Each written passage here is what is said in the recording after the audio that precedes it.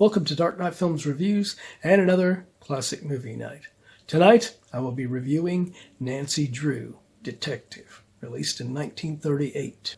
Directed by William Clemens, from a script by Kenneth Garnett, based on the 1933 novel The Password to Lakespire Lane by Caroline Keene.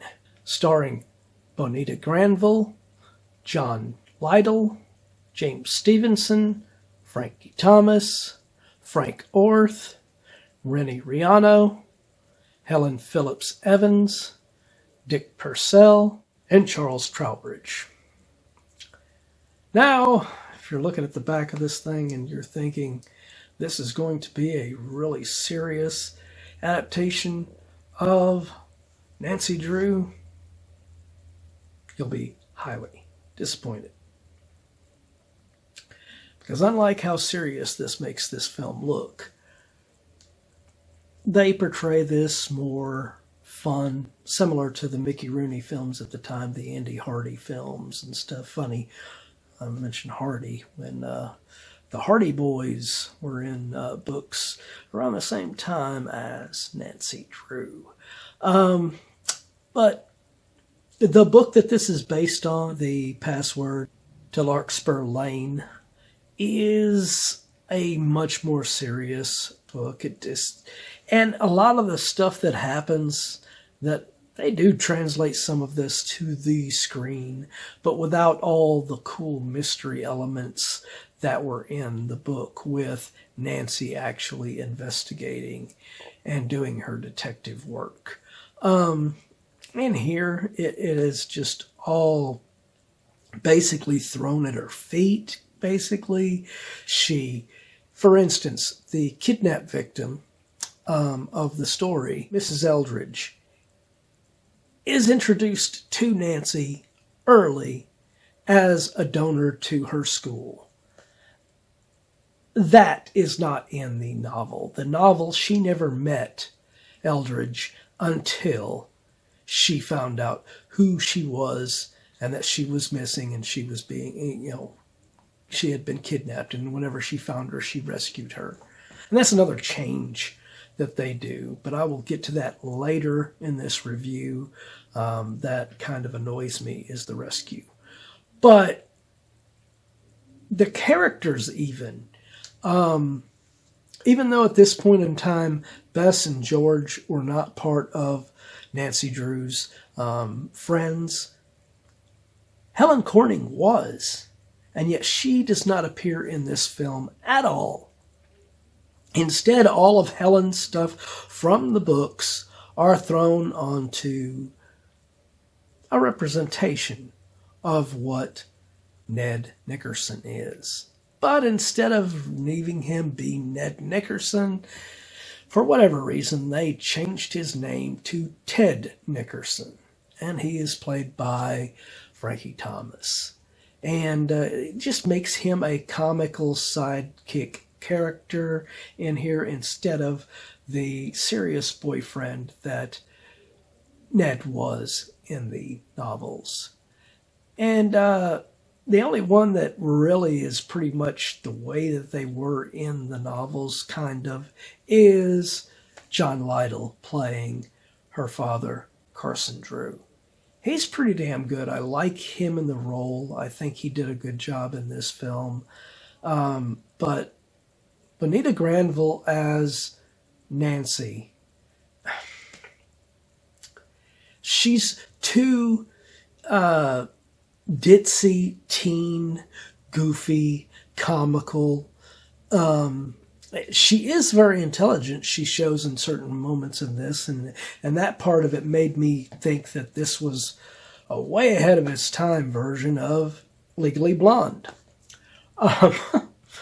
Because shows at points she's very smart. The rest of the plate was spattered with mud, so I couldn't read it. Don't worry about that, little girl. 08.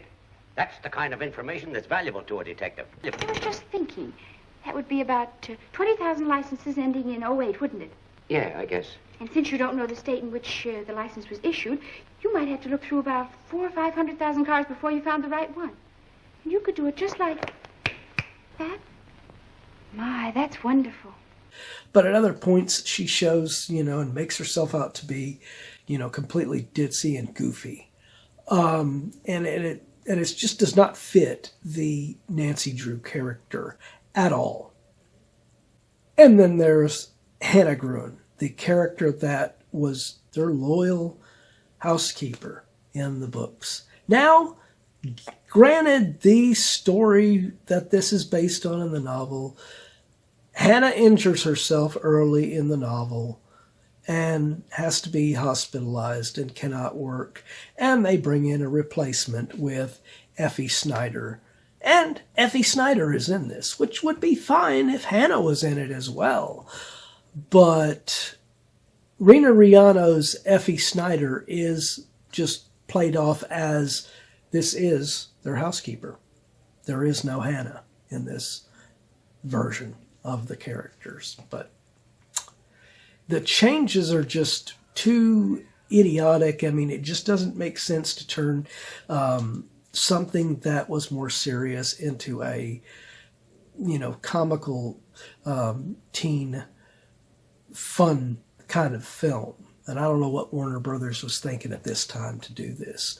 And the ending, like I said, I was going to get to that. Well, here it is.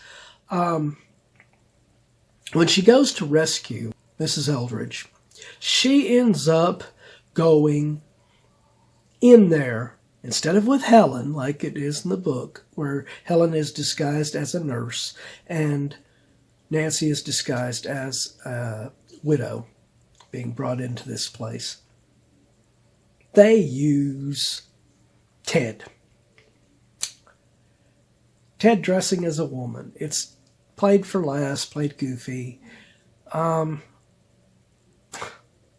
And then when she goes in and she rescues Mrs. Eldridge, in the books, she gets her to safety and then ends up getting captured and then finds her own way out and escapes because of her smarts and her intelligence as this smart, intelligent detective.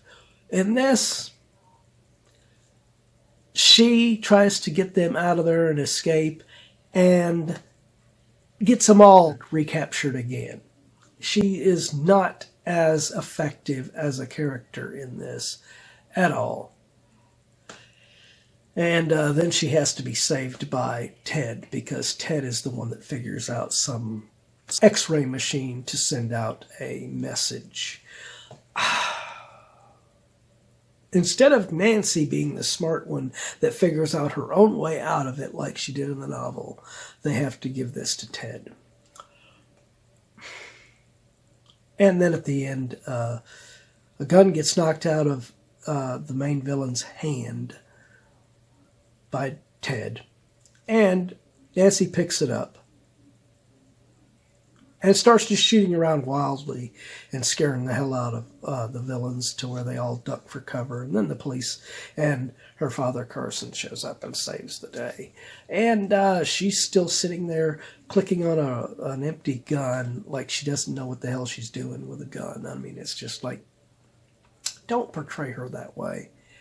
And then when she kind of figures out what happened and everything's fine, the captain brings up the gun and she passes out. So yeah, it's not a very authentic, good representation of this character. And me being a fan of it, because, if any of you are on my Plus account, you already know that I have a AI fan series. It's a 9-episode series, and I have an edit of it for a feature-length version as well on there of Nancy Drew, Detective. I used the title for this film on there. But, see, I'm a fan of it, so you might find that I put a lot of the characters from the novel in my version of it there. But yeah, I'm going to give this film my final review. I am going to give this one a 7.2 out of 10. I mean, it's a fun film to watch, but being a fan of Nancy Drew myself, it's disappointing to see her treated this way by Warner Brothers.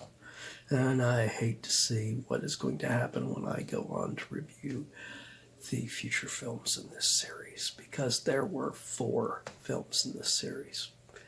But what do you think of Nancy Drew Detective? Are you a fan of this film? Or do you agree with my review? Let me know in those comments down below. And as usual, if you enjoyed this video, do not forget to like, share, and subscribe. And don't forget to click that bell icon so you can be notified about future videos just like this one. And while you're by the subscribe button, click that join button and become a Dark Knight fan. As a Dark Knight Fan Plus member, you have access to an area on the channel where you can request a movie, TV series, or ranking video of your choosing. And when that video goes up, it will go up for all Plus members prior to it going up for all other subscribers. So if you want to get interactive and help me to get more movies on this channel that I might not normally review on here, become a Plus member. Well, that's the end of another Comedy and Drama Night. If you missed last week's Comedy and Drama Night, check out the link above. Or if you missed any of the videos during Comedy and Drama Night, check out this playlist and get caught up on anything you've missed.